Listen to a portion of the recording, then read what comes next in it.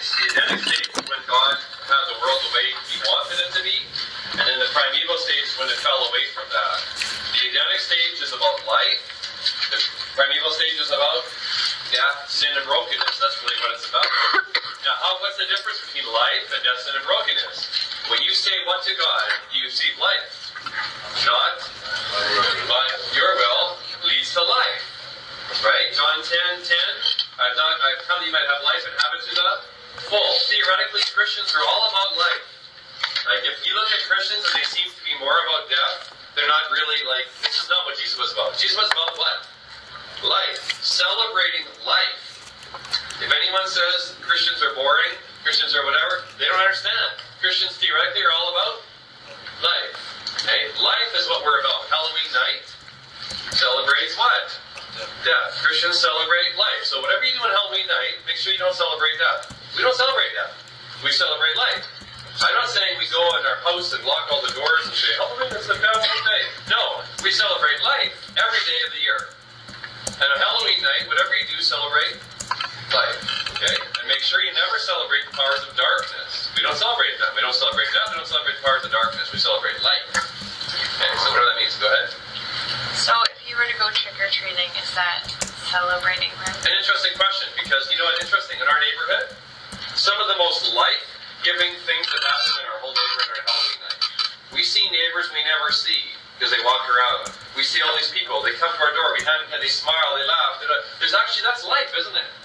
So I personally, I don't think every Christian has to agree with me, because some Christians say, we don't want to do anything to do with Devil's Day. We don't want to put a pumpkin out because that's like the welcome for the devil. I'm like, wow, the pumpkin. Who knew? Okay. So that's, some people have their opinion about it. I don't want to, like, I respect that, right? Like, you make a decision if you want to lock your door and turn out the lights and be all like on. But I want to celebrate life. And I want to do everything possible to celebrate life. And when our kids did go trick-or-treating, we never celebrated death. They never wore costumes to celebrate death. We always celebrated life. We never, and we don't have like weird things in our front door, dead things. Like we always celebrate. I think it'd be awesome. On Halloween night, kids come to my door, we give them candy, and it's actually a really cool night in many ways. Like, wouldn't it be awesome if on Easter morning, the most awesome morning that we have as Christians, we reverse trick-or-treating? Like, we walked to people's houses and then knocked on the door and said, Happy Easter! And just threw chocolate into their house and ran away or something. Wouldn't that be awesome? We don't want to do that, right?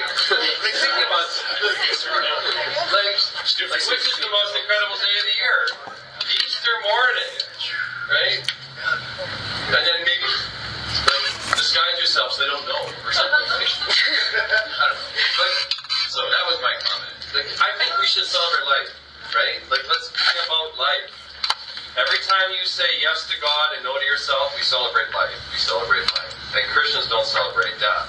Saying no to God leads to death. I mean, people actually believe that, right? People actually believe that saying yes to God leads to life and no to God leads to death. Right? Think about that. Alright. Notice the location. It's in a garden, of course, and they say these things, not your will but mine. And in the New Testament, of course, Jesus says, not my will, but yours. That's amazing. Every time you as a Christian follow with Jesus, we celebrate life. Every time you follow Adam and the woman, you celebrate death. Okay? Huge difference.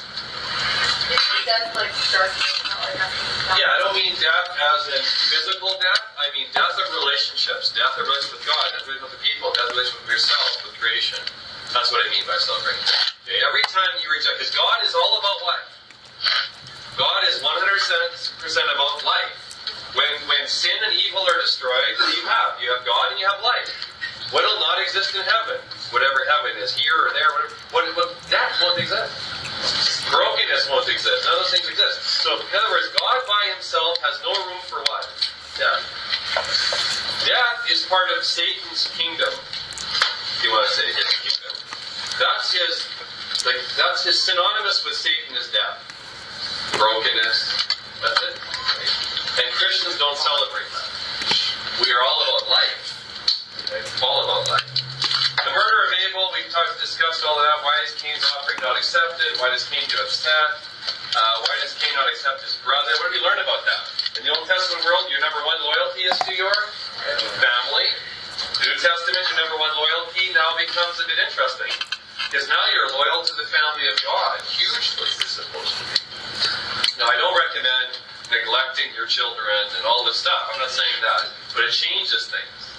Now, can you imagine if the church actually believed this? Like, can you imagine in church if people said, you know what? Oh, you lost your job. You have no place to stay. Well, I guess we have an extra room in the basement. Right? Wouldn't that be amazing if the people walked into church and all of a sudden, oh yeah, I guess we have an extra car. Yeah, sure, we're not really using it. Like, can you imagine if that actually happened? A lot. Can you imagine how different people would think about the church? Like, if you ask people in Abbotsford, what do you think about Christians in the church? What do they usually say? Oh, they don't like certain things. They're all like, da-da-da. Do they normally say, oh, actually, they're the most forgiving people, and they're terribly nice to everybody who goes there, and they keep giving people stuff? Whoa, it's crazy. Right? Is that what they think about Christians? Right? So, what did Jesus say? You will know my followers by their love. What does love mean? Sacrificial, helping, assistance as an offense. Alright, notice how God will avenge Cain 7 times. And the New Testament makes all of us brothers and sisters. The Lamech story, we talked about polygamy and murder. Christians are people of maximal forgiveness, right? People of maximal. I have to figure that out. Like, when my brother-in-law phoned, I was a little bit like,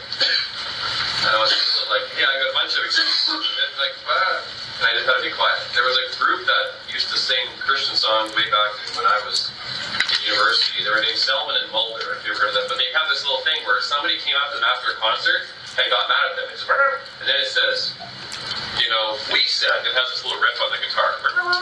And then when people got mad, he said, and it goes quiet. We said, notice that Jesus basically goes quiet. Like, he didn't say anything. But what happens when we get accused of stuff? We're like, defending ourselves. And I found myself very tempted to defend myself. And I said, please, be quiet.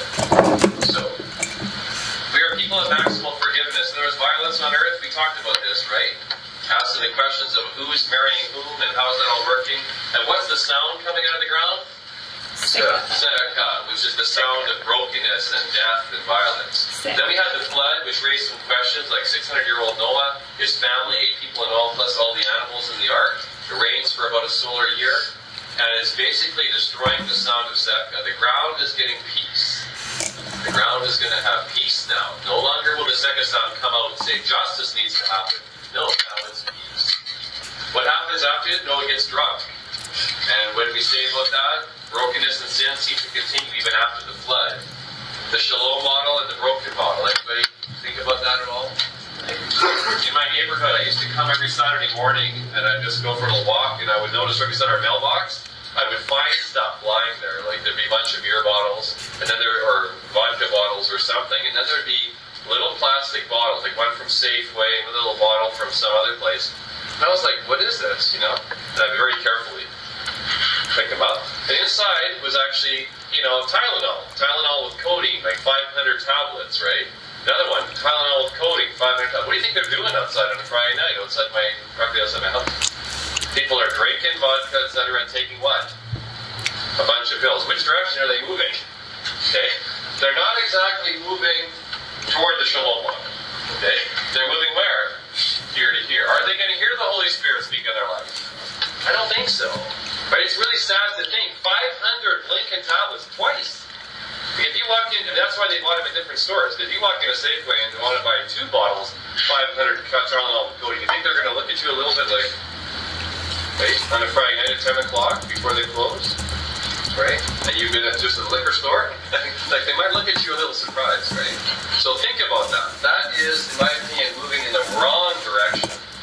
And if you, however, had, all your wisdom teeth out, said my doctor gave me Tylenol with codeine and I should take 2 tablets a day or something, I would say you're moving this direction, which is perfectly fine.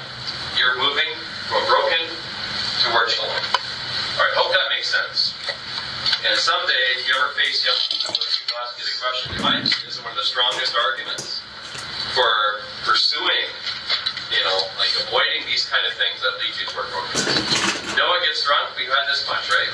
Every year.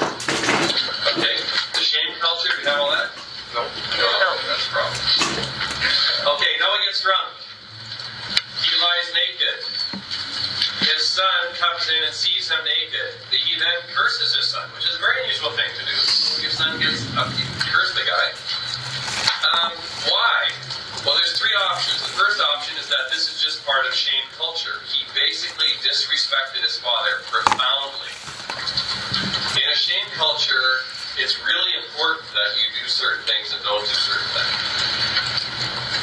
The second option is that this was actually sexual misconduct. That Ham actually slept with his father's nakedness, which is an option.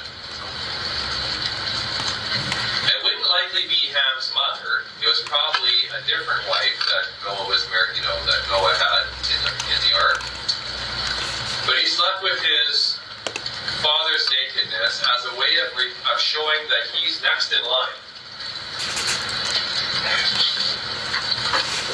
If you had a father, and you had, let's say, your father had a harem of 3 people who lived in this relationship, and your father dies, and you have like 4 kids, what can the 4th kid do? What might the 4th kid do in that culture? He might actually sleep with everyone but his own mother. And what's he showing? I'm replacing my father. That was part of the culture. Is that what God wanted them to do? No. It's part of the what? The culture. It's descriptive, not prescriptive. So this is a possibility that Ham actually slept with his father's wife to show his brothers what? I'm the main replacement for my father, and you guys should listen to me. That's an option. The third one, this is an option, homosexual misconduct. I don't think this is true. Like, this is just a possibility. But I don't think it's true. Okay, so I'm listening to you, the options. Does this make any sense? Does that help you with thinking about this weird story? Alright, that being said, what's the next story? We're now Genesis about 9, we're moving up to 11. What happens at 11?